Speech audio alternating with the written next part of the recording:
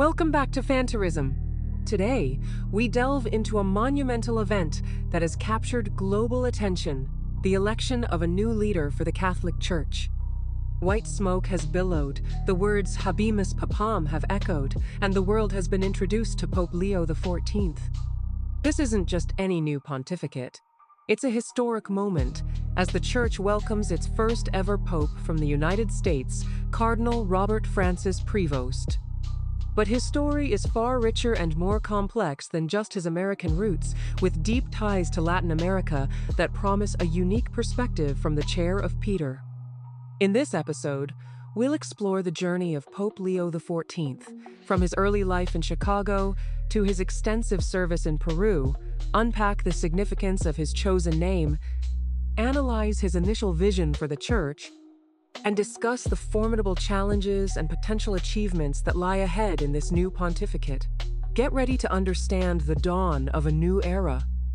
Welcome to Fantarism, the channel for in-depth analysis of the world of tomorrow.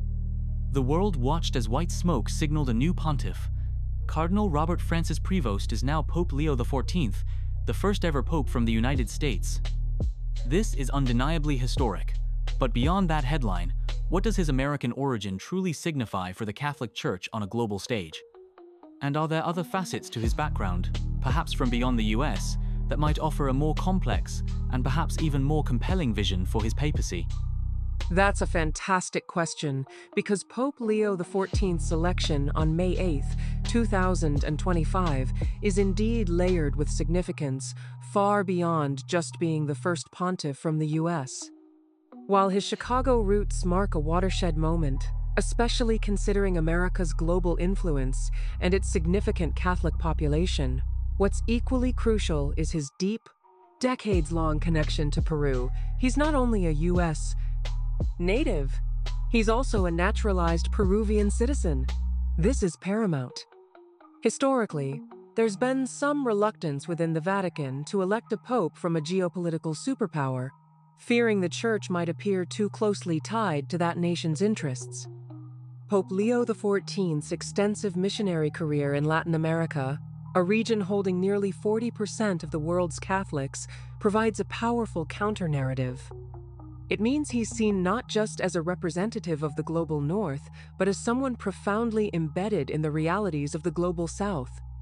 So, when we say American Pope, it's more accurate to think of American in the continental sense, embracing both North and South America, rather than a narrowly US-centric figure. The relative speed of the conclave, just 2 days and 4 ballots, also suggests he emerged as a strong consensus candidate, someone seen as capable of bridging these diverse perspectives. When a new pope chooses his name, it's never a random decision. It's packed with meaning and often signals the direction of the pontificate. Cardinal Prevost chose Leo XIV. This name hasn't been used for over a century. What historical echoes does this choice evoke, particularly from Pope Leo XIII, and what message might Pope Leo XIV be sending about his priorities, especially concerning social issues and his vision for church unity? That's precisely the question on many observers' minds, and the choice of Leo XIV is indeed deeply resonant. It immediately brings to mind Pope Leo XIII, who reigned from 1878 to 1903. Leo XIII is most famous for his 1891 encyclical Rerum Novarum, or Of New Things.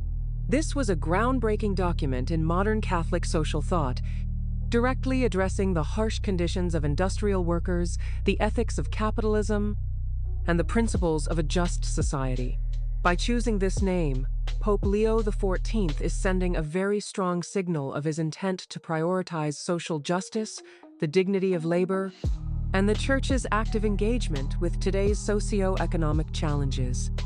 The Vatican itself even highlighted this connection.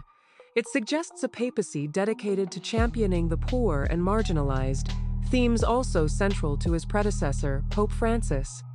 Some also see a possible subtle nod to Brother Leo, a close companion of Saint Tina. Francis of Assisi, Pope Francis's namesake, which could imply a desire for continuity and humility and reform.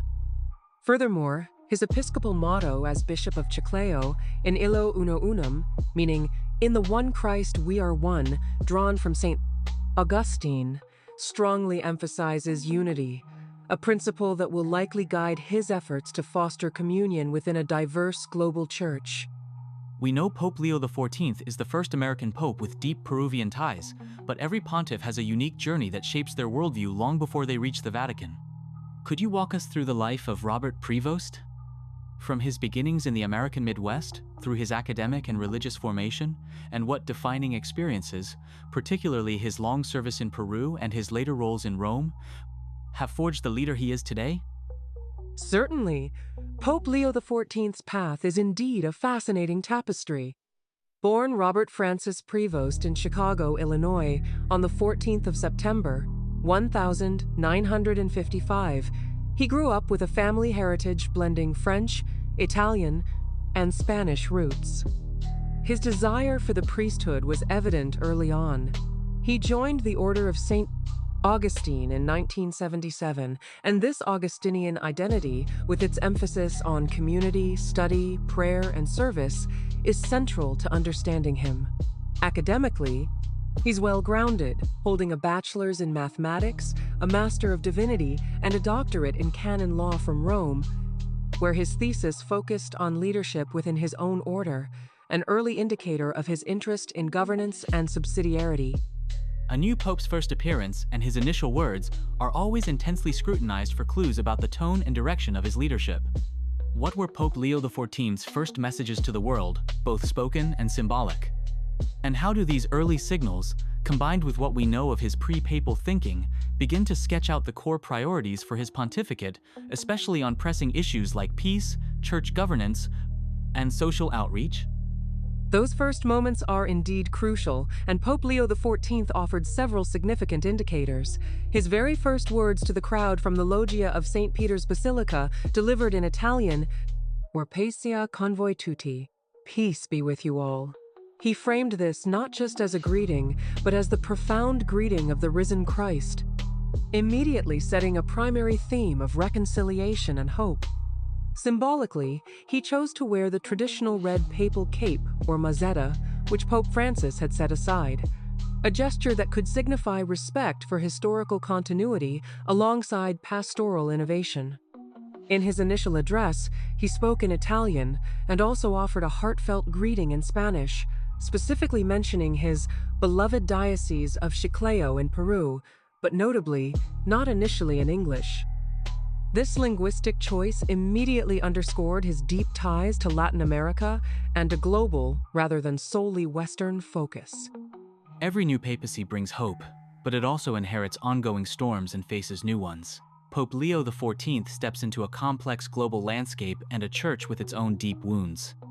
What are the most formidable challenges detailed in the report that he must navigate, particularly concerning the clergy's sexual abuse crisis, where his own record has faced scrutiny, the sharp internal divisions within Catholicism, and even the unique pressures of being the first American pope?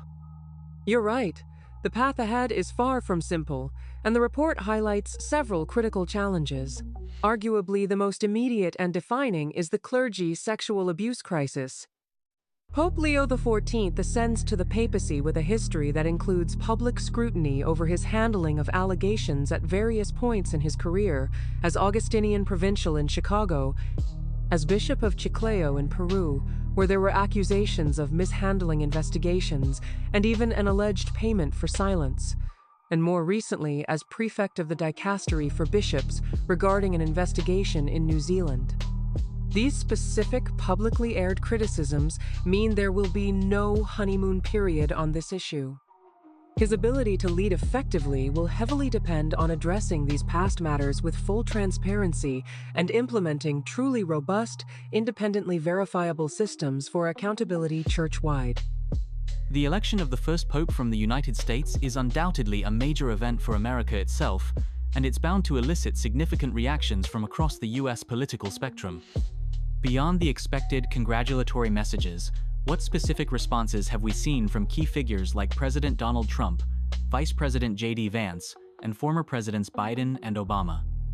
And critically, does Pope Leo XIV's own past engagement on social issues, where he, as Cardinal Prevost sometimes critiqued these very political figures, add an intriguing layer of complexity to these initial interactions and hint at the future relationship? That's a crucial angle, as the intersection of this papacy with US politics will be closely watched. The initial reactions have indeed been notable. President Donald Trump, for instance, took to Truth Social to congratulate Robert Francis Prevost, emphasizing the historic nature of the event. He wrote, "It is such an honor to realize that he is the first American pope," adding, "What excitement and what a great honor for our country." President Trump also expressed that he looks forward to meeting Pope Leo XIV, calling it a very meaningful moment. So, as we've explored, the Pontificate of Pope Leo XIV, formerly Cardinal Robert Francis Prevost, begins at a truly pivotal moment. We've seen how this Chicago native, also a naturalized son of Peru, brings a unique blend of experiences to the papacy, from his Augustinian spiritual roots and academic background in canon law, to his decades of hands-on missionary work in Latin America, and significant leadership roles within his Procid,